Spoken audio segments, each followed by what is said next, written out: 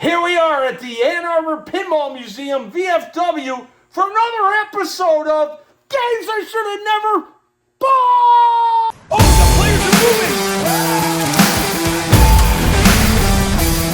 Ah! Back! Whoa! Oh! Ah! I'm on fire!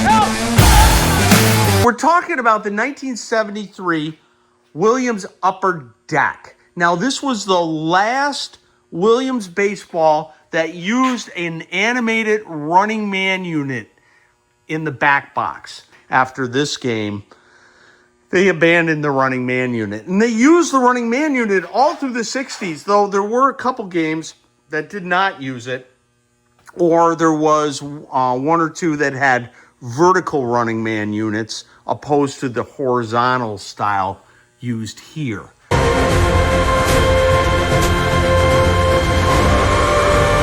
This is a very cool game, but most people associate the prior year, 1972, line drive baseball to be the epitome of the 70s baseball games. Though I like this game because it has the built-in kind of like this ski jump that sends the ball up into either of the decks.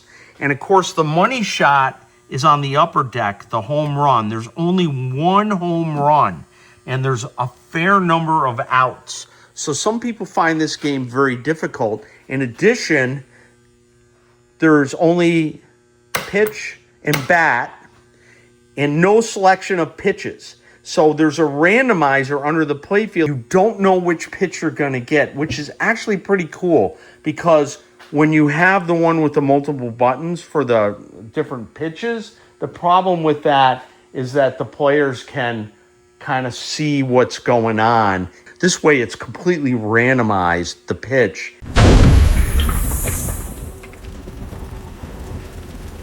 Was Upper Deck really the end of an era? Yeah, it absolutely was. All pitch and bats following this game, none of them had the running man unit, not one. This ended the whole thing. It was gone forever. It was game over. So yes, Upper Deck was the end. The electromechanical era went on at least until 78. They could have put out more nifty baseballs like this, but for some reason, they didn't want to do it. All right, I have the playfield up, and you can see we've got some steppers over here, out, strikes, and innings. This is the pitching motor. This is obviously the bat assembly. Up here is the rheostat that allows you to control the strength of the bat. I have this mixer unit. This is what varies the pitches from either a fastball or a curve or a slider type thing.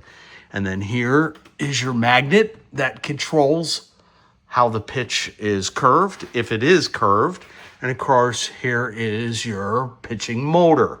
So this guy, basically, look, you can just see how he just mixes it up. Like there, I guess when this is open, you probably don't get the magnet.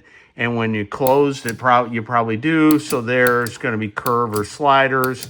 You can see how it just kind of changes the pitch, which is really good because you never know what pitch you're going to get in baseball. But if you have on the lockdown bar those multiple pitches and you're playing a single player game, it's really stupid. And if you're playing a multiple player game, you kind of have to hide it with your hand.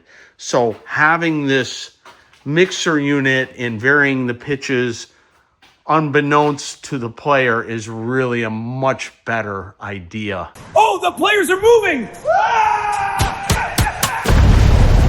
All the outs and extra innings and strikes are all lighted here and here. It's pretty standard stuff for Williams baseball.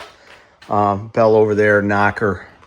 The one thing I do a slight modification. There's supposed to be a plug right here. I lengthen the wires and I move that plug. That plug is for this lockdown bar. And the reason why I do that is I move the plug up here. It's just easier for me to take the lockdown bar off opposed to having to go in here when the game is dark and trying to find the plug to plug it in. You can see my arms kind of limited reach. Here it's just really easy. And it also gives me extra room here. I can run the game with the lockdown bar off when I'm diagnosing things. Here's the back of the game. This is the soundboard assembly. And this was made by an outside company. We can see right there, it says Simulator Systems. You can see it on that tag right there. They're the company that actually did this sound system. And they sold the sound to other companies too. Williams used the same sound system on the prior year Williams Line Drive. And Chicago Coin ended up with something looks slightly different, but it made all the same sounds. And then, of course, here is your running man unit with your little players that go around the bases. That's a home run. Nice run. We're going to play some upper deck here. I'm going to have Wheelie play, hit the button on the side, and it all should reset. And you can see when he starts up, you can hear the sound, the crowd noise, the background crowd noise. Hear it? It sounds like the ocean. And then we get the lighting up, 1 inning. This game's only set to 1 inning. And you can get strikes, obviously, as we talked about, and outs, because it is baseball. All right, Bob, hit it.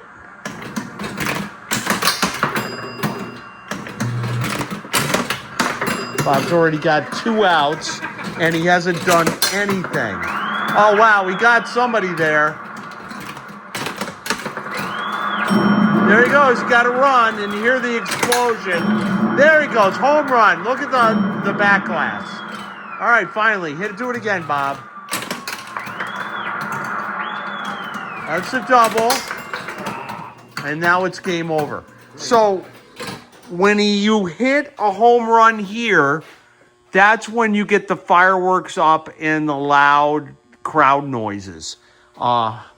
When you score a home run, like you have a man on second and you get a double, it makes mild game noise, but no fireworks across the back. And then the playfield goes dark when the game's over. Otherwise, when you start a game, if you notice, the playfield lights up. Watch, see how it comes up? And, of course, the background, you can hear the background sound going. If you just pitch, notice, and you don't hit, you get a strike. 2 strikes. 1 more, I should get an out. And we did. We got an out, and you heard the bell for an out. So we're still in the first inning. We got 1 out. I'm going to let Bob play again, see if he can do better this time. That was a double. Oh, we got a home run. See the fireworks? Yeah. Good job, Bob. 2 outs. Oh, God, you suck, Bob. We got to wait until I pitch. All right, there you go. Home run. All right, now we're going to try and do it and watch the running man unit.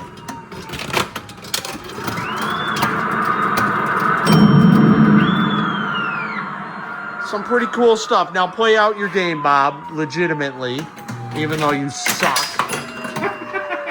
Did you just get an out?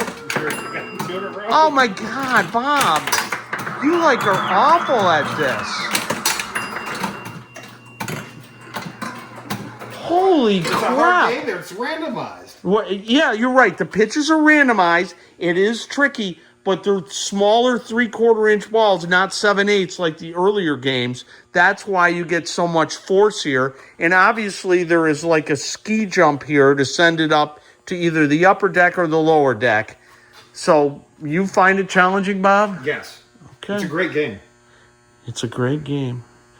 No shit, Bob. We don't do videos on crappy games. Jesus!